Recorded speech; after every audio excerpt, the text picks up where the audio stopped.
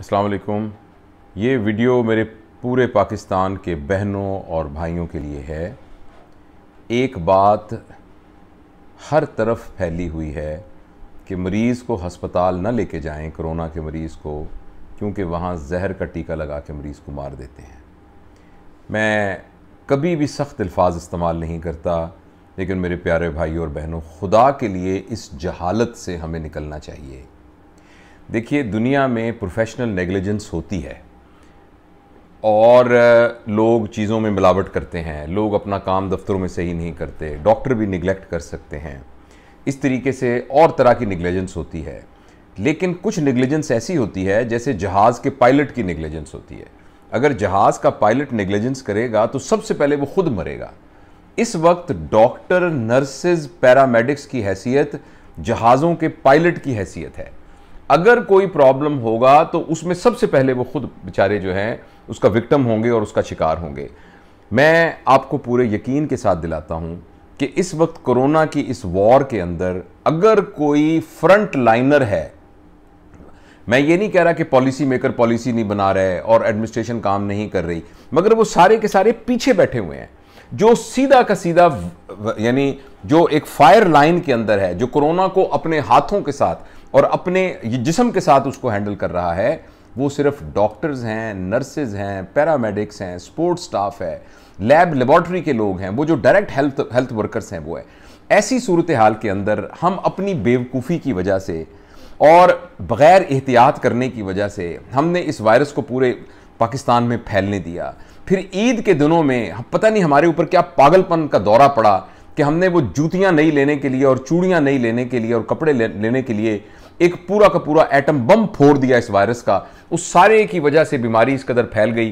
फिर हमें अकल नहीं है, माफ़ कीजिएगा मैं बहुत सख्त ज़बान इस्तेमाल कर रहा हूं जो मेरे मिजाज का हिस्सा नहीं है, कि हमें इस बात की अकल नहीं थी कि हमने एक प्रॉपर मेडिकल केयर के अंदर अपने आप को रखना है। हमने उन पेशेंट्स को ख़राब होने दिया और उसके बाद जब वो पेशेंट सीरियस हालत में, टर्मिनल हालत के अंदर अस्पताल में आते हैं तो एक आम खबर होती है कि आईसीयू में लेके गए, अगले दिन लाश लेकर आ गए। भाई, उस वक्त पेशेंट उस स्टेज के ऊपर है जिस वक्त उसके फेफड़े बिल्कुल एक स्टिफ हो चुके हैं और वेंटिलेटर भी उनको सांस नहीं दे सकता।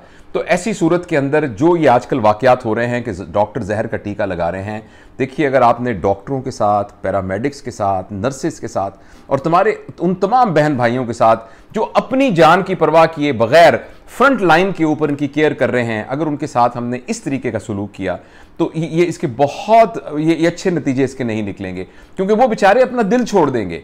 आप यकीन करें, मैं चूंकि डॉक्टर हूं, जितनी भी वार्ड्स हैं, हर वार्ड के अंदर 8-8, 10 डॉक्टर बेचारों को कोरोना हुआ है। वो कोरोना कहां से हुआ है?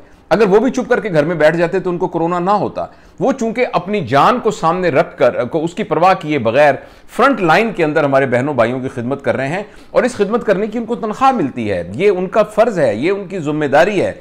लेकिन आप जरूर इस बात को सोचिए कि जहां अपना अजीज अपने बाप को हाथ लगाने को तैयार नहीं है, अपनी मां को हाथ लगाने को तैयार नहीं है, उसके जनाजे में शिरकत करने को तैयार नहीं है, ऐसी सूरत के अंदर ये लोग आपके ख्याल में सिर्फ तनख्वाह के लिए वहां काम कर रहे हैं? आपके ख्याल में सिर्फ जो तनख्वाह मिलती है उसी की खातिर मजबूरी में ये काम कर रहे हैं? ये जब तक दिल के अंदर जज्बा ना हो, जब तक वो सारे के सारे अहद जो उन्होंने इंसानियत की खिदमत के लिए किए गए हैं वो उनके अंदर ना हो, कोई भी शख्स अपनी जान को हथेली में रखकर इस तरीके से इन मरीजों का इलाज नहीं कर सकता।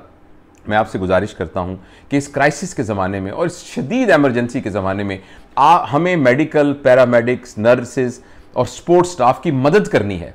खुदा के लिए इस तरह की बातें मत फैलाइए, इस तरह की वीडियोस मत फैलाइए जिसके अंदर यह कि एक मरीज मर गया और लोगों ने शीशे तोड़ दिए।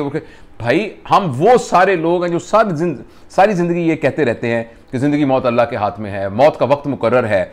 लेकिन ऐसे हालात के अंदर आप एक हकीकत पसंदी के साथ बीमारी की नौयत को कैसे सोच सकते हैं? मैं हमेशा अपने मरीजों को यह कहता हूं कि अगर मैं जिंदगी बचा सकता अपने 40 साल तजुर्बे के बावजूद और इतनी सारी डिग्रियों के ढेर के साथ, तो मेरी माँ और मेरे वालिद दोनों मेरी आंखों के सामने दुनिया से न जाते। मैं उनको मैं मरने से बचा लेता। तो जिंदगी मौत तो इंसान के हाथ में नहीं है, अल्लाह पाक के हाथ के अंदर है। लेकिन डॉक्टर अपने तौर पर, ठीक है, कुछ लोग होते हैं हर प्रोफेशन के अंदर जो थोड़े बहुत ढिल्ले होते हैं, मगर अक्सरियत अपनी जान हथेली में रख के ये काम कर रही है। तो मेरे वो सारे बच्चे, मेरे तो ज़ाहिर बच्चों की उम्र में ही हैं, यंग डॉक्टर्स, नर्सेज, पैरामेडिक्स, जो आप सबकी खिदमत के लिए मौजूद हैं, खुदा के लिए उनका दिल मत तोड़िए, खुदा के लिए इस किस्म के कलमात उनके लिए इस्तेमाल ना कीजिए। खुदा ना, और हम इस वक्त तो वक्त है कि एज अ नेशन हमें यूनाइट होना है। इस वक्त हम तबकात में बढ़ जाएं, डॉक्टर खराब हैं, नर्सेज खराब हैं, फलां खराब है, फलां खराब है, सियासतदान ठीक नहीं है, फलां ठीक, यही तो वो वक्त है जिसमें कौमों ने इकट्ठे होना है और वातसिमू बिहब्लिल्लाहि जमीअन वला तफर्रकू वाली कुरान की आयत के ऊपर अमल करना है, ताकि फिर अल्लाह ताला की वो रहमत जो कुरान की आयत के साथ मुतल्लक है वो हमारे ऊपर उतरे।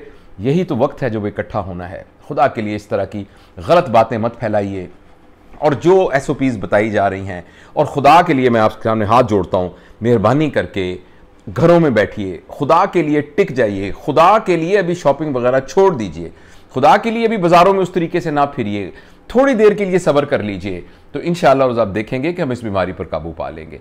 मेहरबानी करके इन बातों को ज़रूर अमल कीजिए। मैं बहुत ही दुखी दिल से ये बात कर रहा हूँ। मैं अपने 2 बेटों को, बल्कि 3 बेटों को, डॉक्टर मोहम्मद अरमगान जो कि one of the finest surgeon है, मेरा ट्रेनी है, वो मेरा बच्चा है, मेरे अपने बेटों की तरह है, वो जो है वो बहुत मुफीद इंसान है, हज़ारों लोगों को कि उसने ऑपरेशन किए, हज़ारों लोगों को वो सर्जरी सिखाता है। वो एक छोटे से कमरे में बेचारा क्वारंटाइन होकर कोरोना के साथ लड़ रहा है। मेरे जो 2 रियल बेटे वो उसके यानी क्वारंटाइन के अंदर हैं। हम खुद मतलब इतने लोगों को, अपने अजीज़ व अकारब को देख रहे हैं। इस सारे में हम सबकी एक कौमी जिम्मेदारी है। मेहरबानी करके घर में रहिए। यकीन करिए कोई जहर का टीका नहीं है, किसी किस्म का कोई जहर का टीका नहीं। जो कौन लगाएगा जहर का टीका? आपके ख्याल में किसी को जहर का टीका लगा के कोई रात को सुकून से सो सकता है? आपके ख्याल में इंसान इतना बेज़मीर हो सकता है कि किसी को खुद मार देगा? तो इसलिए मेहरबानी करें, इस किस्म की अफवाहों से बचें, और इस तरह की कोई बात आती है तो खुदा के लिए उसको ना फैलाइए। ये वो वक्त है जहां हम सब ने इकट्ठे होना है। अल्लाह हमारी मदद करे।